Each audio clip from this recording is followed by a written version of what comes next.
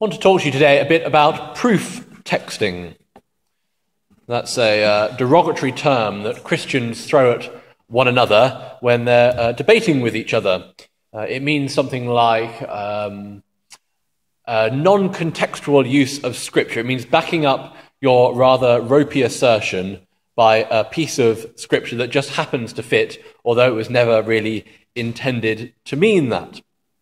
And it's the sort of thing that you could quite easily accuse Jesus of the devil and the devil of getting involved with today in our reading as they do this extraordinary thing of quoting bits and pieces of Scripture back at one another.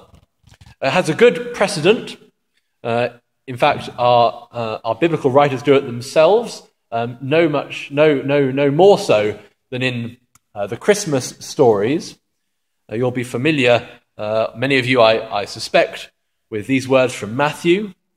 And he arose and took the child and his mother by night and departed for Egypt and remained there until the death of Herod, that what was spoken through the prophet might be fulfilled, saying, "Out of Egypt did I call my son."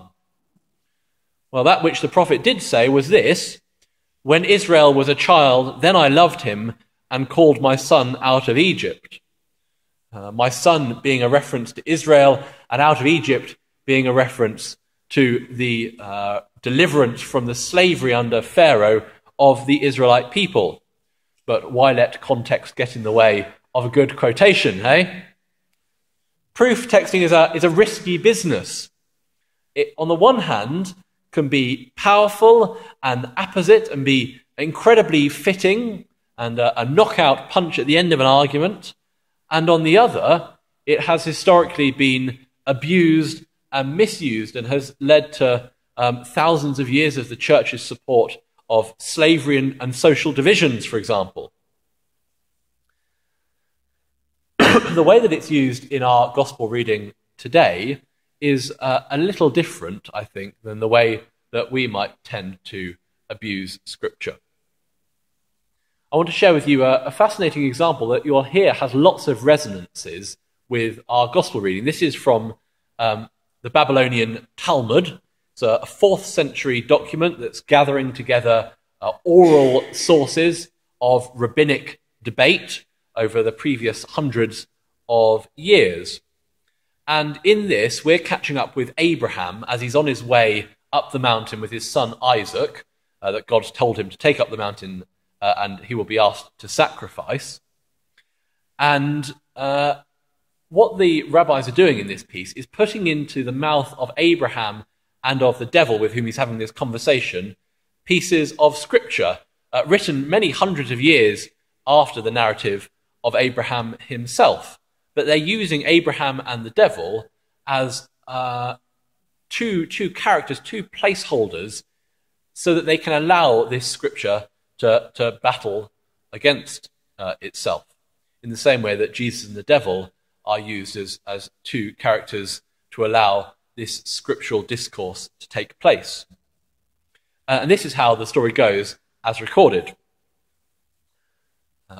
On the way, the devil came towards Abraham, and he said to him, quoting from Job, "If one ventures a word with you, will you be offended? But who can keep from speaking? See, you have instructed many. You have strengthened the weak. Your words have supported those who are stumbling, and you have made firm the feeble knees.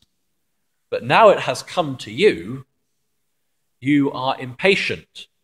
It touches you, and you are dismayed."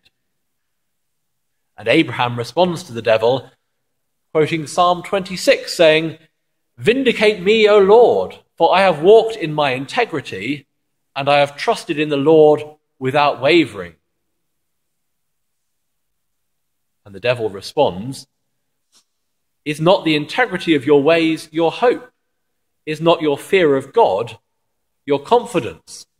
That is to say, through fearing God, you should be entirely safe. And yet, here you find yourself on the way up this mountain to sacrifice your beloved son.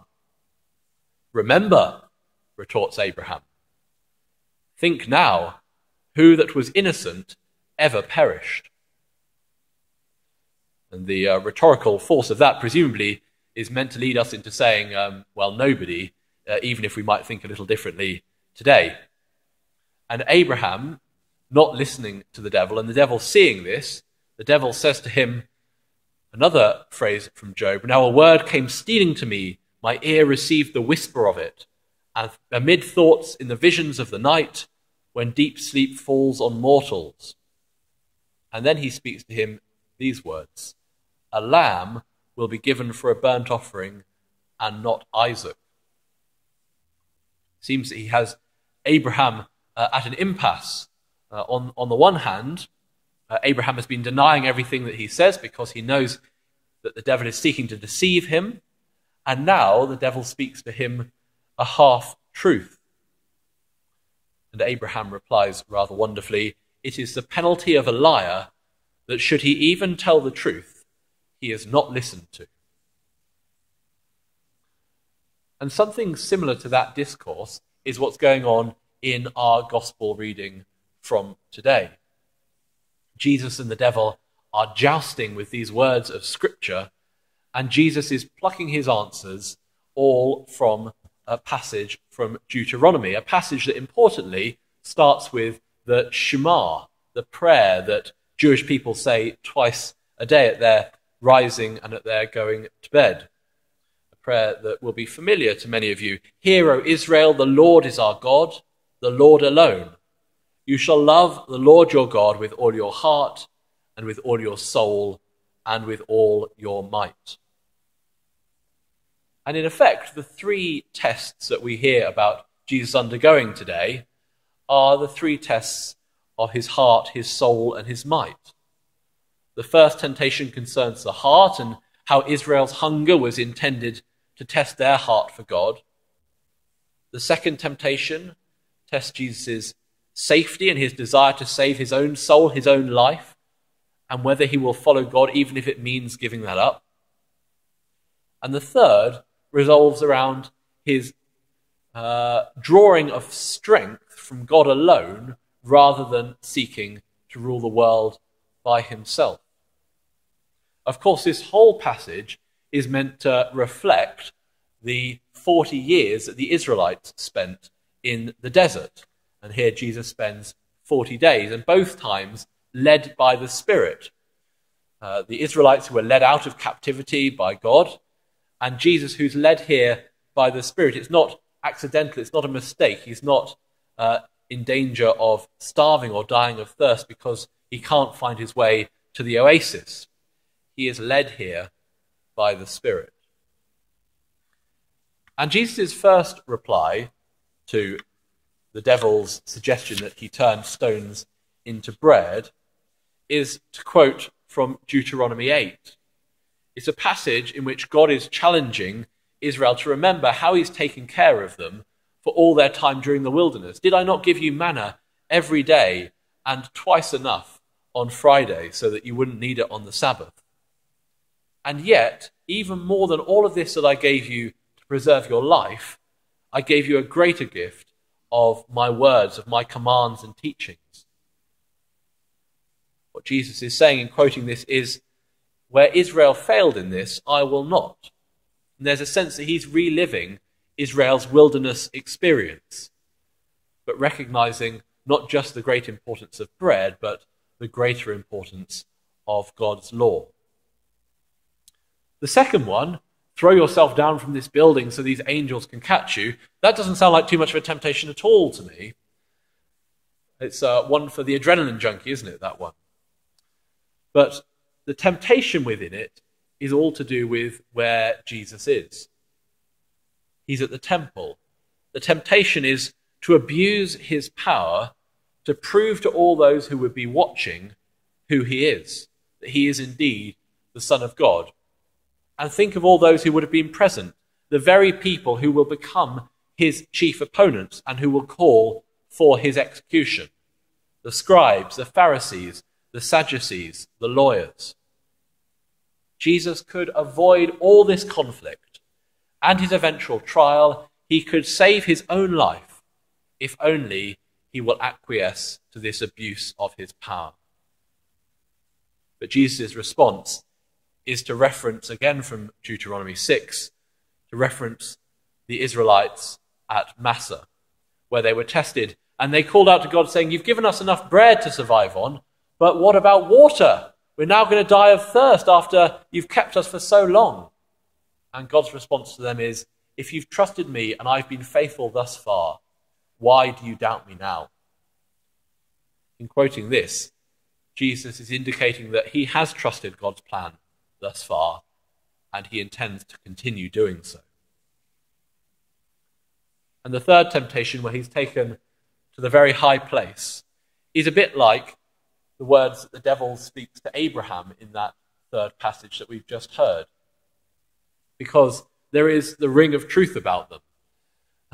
Lies are easy to not believe. It's the half-truths that are the most dangerous. And here, the devil offers Jesus all dominion. And indeed, this is exactly what Jesus will have. He is to have dominion over the world as the Son of Man. But it's to come later, after his sacrifice. The temptation the devil offers is to take it now on his own terms, without need for the suffering. And Jesus again quotes from Deuteronomy 6, ending with the words, "You will worship God alone," in contrast to Satan's call of "worship me." And again, it echoes the place where Israel failed. God warns Israel that he is a jealous God, that he'll punish the nation severely if they commit idolatry, just as they did with the golden calf. Again, Jesus succeeds where Israel failed. And what of all this for us? Well, this is sometimes interpreted as an indication, a way of guiding Christians as to how to avoid temptation. I think that rather misses the mark. I think this is more about the nature of Scripture, and it's about the nature of Jesus. It's all about who Jesus is, the kind of person he's going to be, the kind of Son of God, not the one who takes authority by power, but the one who is willing to undergo suffering for it. And I think it's good news for us, this passage. It's good news because it means that Jesus is empathetic. It means he knows what it means to be tempted. And in fact, so little does he like it, he teaches his disciples to pray, "Lead us not into temptation." It's good news for us, this passage, because Jesus is facing what our nation, what our people have faced in the past, and where they have failed, where we have failed, all our most embarrassing past exploits. He turns that failure into success. And it's a reason for rejoicing, because he does not give in to the temptation that we give into. He does not choose to avoid the cross. And it's that very thing that secures us when we do give in. When temptation gets the better of us and leads us into sin, we are assured of forgiveness, of a fresh start, of new life, precisely because when Jesus met with those same temptations, he overcame them. Amen.